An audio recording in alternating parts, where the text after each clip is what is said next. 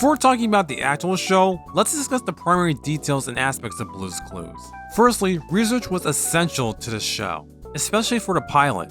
It's one of the major factors for why the show was so successful. A full half-hour educational program that would sustain attention for 24 minutes is another story.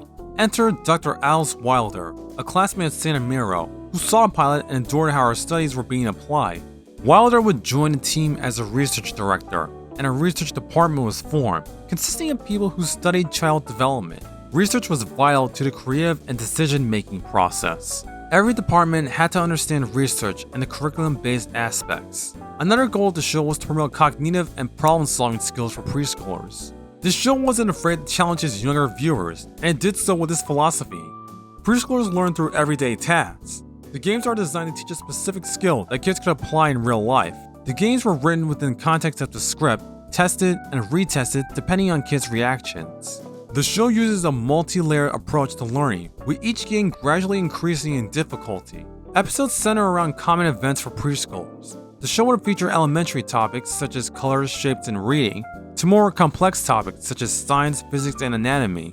And the show can simplify these topics in a way that preschoolers understand by applying it to their everyday lives. For example, Blue Surprise at 2 o'clock teaches time by applying it to waiting, and Geography teaches geography by applying it to maps and neighborhoods. It's a pretty unique and clever way to educate youngsters. This is also why I think shows such as Cyber Chase and Martha Speaks succeed at this. The curriculum is checked by research teams to make sure episodes are meeting their goals. The process is as follows. A writer pitches an idea for an episode, as well as the skill to be learned. If preschoolers grasp that skill, a goal sheet is put together. Script drafts are examined by consultants and teachers for feedback. The script is converted to handheld manipulatives that function as games. The storyline is narrated like a storybook by one of the researchers. They take notes based on children's responses. The data is compiled and presented to the creators and crew.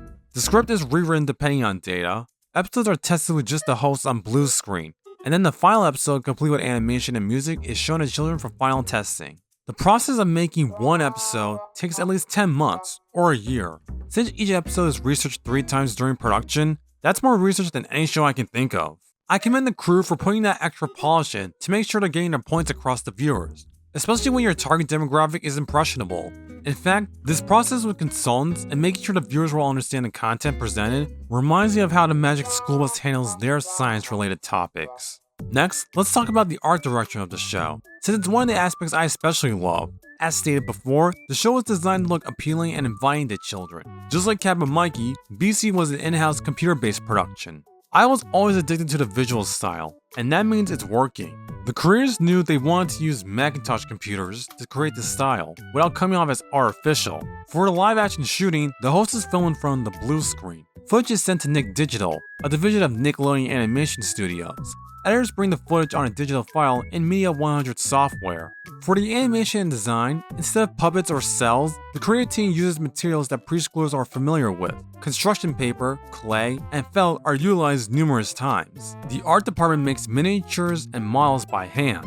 Elements are shot with digital cameras. A digital design team assembles backgrounds in Photoshop, and the characters are animated in After Effects. This process was not only faster, but also flexible, making it easier to make changes when necessary. Dave Palmer set up a library of reusable documents during the pilot, so likely there was less to animate. Using computers meant episodes could be produced faster with lower costs, as opposed to animated shows being sent overseas to Korea.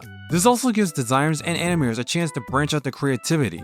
South Park has a similar style, but BC was the first of its kind. The mentality of using materials that children are familiar with reminds me of what Walter Wick does with the I Spy photographs. The overall visual style resembles a storybook. The color schemes of each room were inspired by Johnson's visits to art stores as a child. Steve's iconic green striped shirt was inspired by fruit striped gum. It's so iconic that green shirts would appear frequently. So the first card is a king of stripes.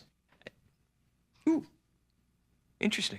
Mixing live action and animation is not a new concept. It's been around since the days of Disney, but it's how the show utilizes that mixed media that brings everything together.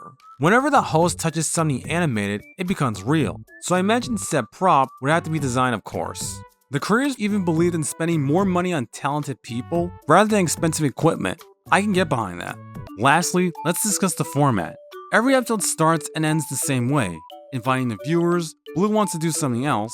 playing games while finding clues, a mealtime segment, skidoo scene, thinking time, and recap.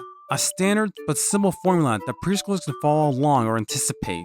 Since episodes center around a theme, the games are tied to a single narrative, which makes each episode feel focused. Whereas Sesame Street had individual segments, Blue's Clues was one continuous viewing without commercial breaks, which would probably break the immersion. The Mealtime segments remind of the live-action segments from Arthur, which premiered a month later.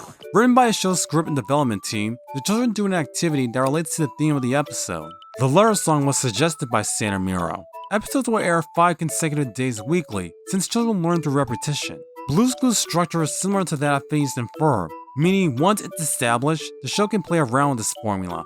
The creators intended for this format to teach kindergarten readiness skills, offer problem solving, participate in activities, and apply those skills in real life. Again, it works pretty well. All these aspects make BC an engaging watch for both children and adults. The name Blueprint was changed to Blue's Clues because Angela intended for the show to teach mastery. Her thinking was for children to think about the overarching question, and that you're usually giving clues to an answer.